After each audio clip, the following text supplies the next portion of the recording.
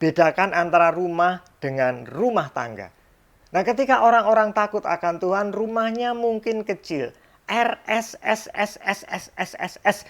Rumah sangat sederhana, sempit, sesak, sumuk. Tetapi selama penghuninya takut akan Tuhan, suasana rumah atau home yang tercipta di situ akan mendatangkan kebahagiaan dan akan mendatangkan kebaikan.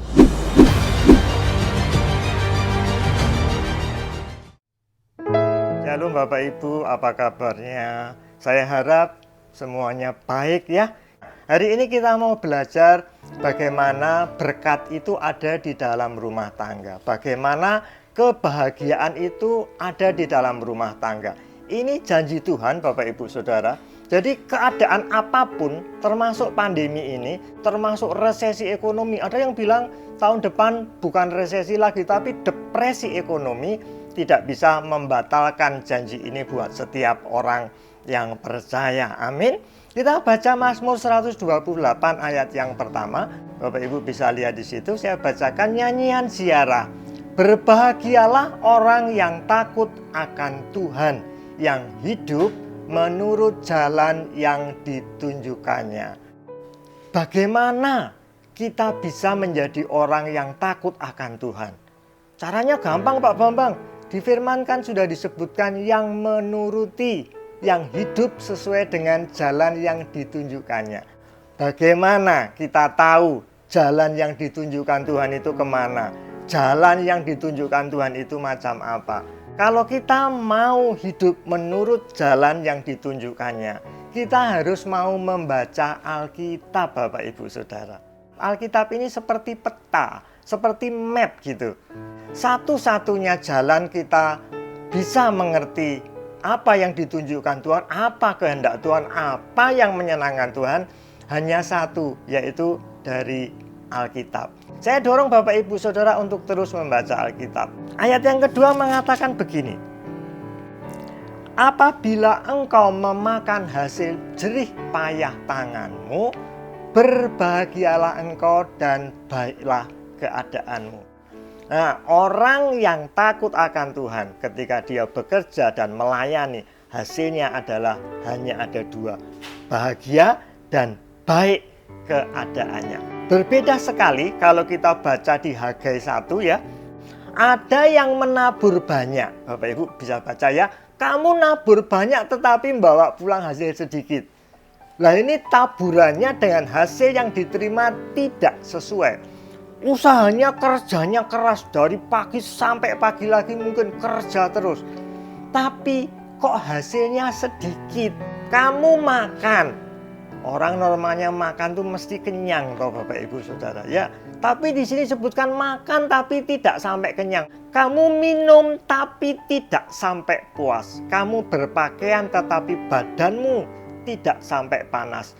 Orang yang bekerja untuk upah, ia bekerja untuk upah yang ditaruh dalam pundi-pundi yang berlubang.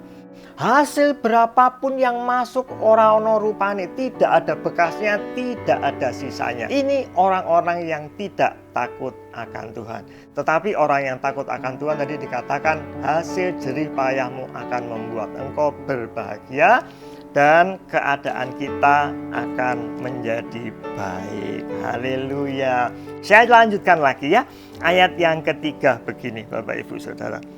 Ayat yang ketiga menyebutkan istrimu akan menjadi seperti pohon anggur yang subur di dalam rumahmu.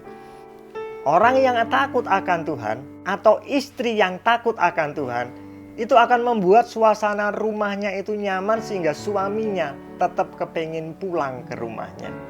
Anak-anak mungkin kuliah di luar kota atau mungkin bahkan ke luar negeri atau piknik kemana beberapa hari. Tetapi dia pasti merindukan rumahnya karena rumah adalah suatu tempat yang nyaman buat mereka.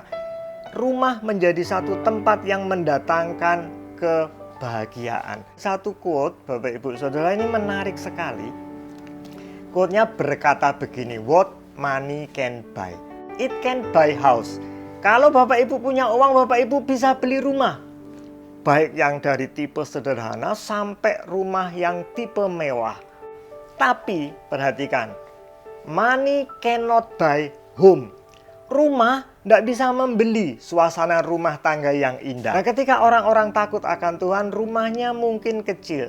RSSSSSSSS, rumah sangat sederhana, sempit, sesak, sumuk. Misalnya seperti itu. Iya, bangunan fisiknya memang seperti itu. Tetapi selama penghuninya takut akan Tuhan, suasana rumah atau home yang tercipta di situ akan mendatangkan kebahagiaan dan akan mendatangkan kebaikan.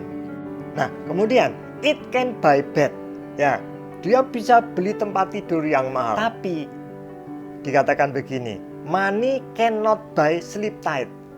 Uang seberapa banyak, seberapa besar pun tidak bisa membeli tidur yang nyenyak. Uang bisa beli obat-obatan.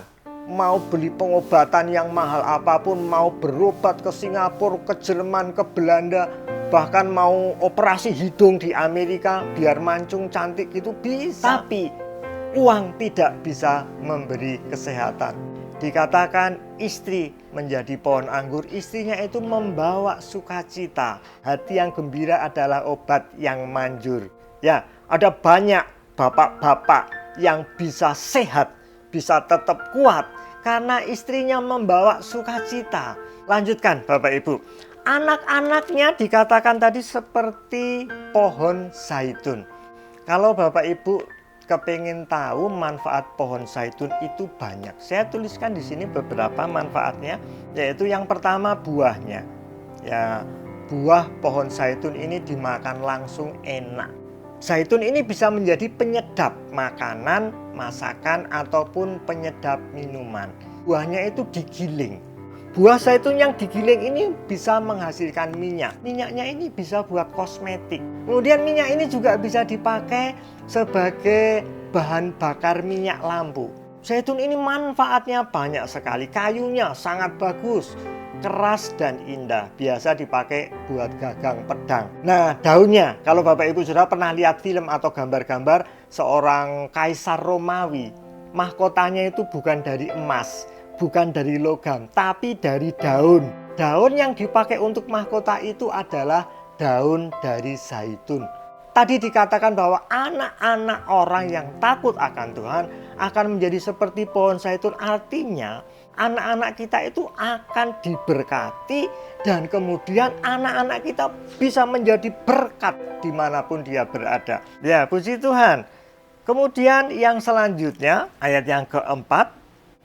Sesungguhnya demikianlah akan diberkati orang laki-laki yang takut akan Tuhan. Kalau di awal tadi tidak disebutkan jenis kelaminnya, hanya orang yang takut akan Tuhan. Artinya bisa laki-laki, bisa perempuan. Tetapi di ayat yang keempat ini ditekankan secara spesifik disebutkan adalah orang laki-laki yang takut akan Tuhan. Nah, sayangnya begini, laki-laki hanya bertugas menjadi seorang pencari nafkah. Ulangan 6 ayat 7. Di sini seorang ayah itu bukan hanya sebagai pencari nafkah, tetapi ada tugas yang lain yang memang Tuhan bebankan secara khusus kepada laki-laki untuk menjadi seorang imam di dalam keluarganya. Laki-laki atau orang tua bertugas untuk mengajarkan anak-anaknya firman Tuhan. Ini banyak sekali sudah dilupakan.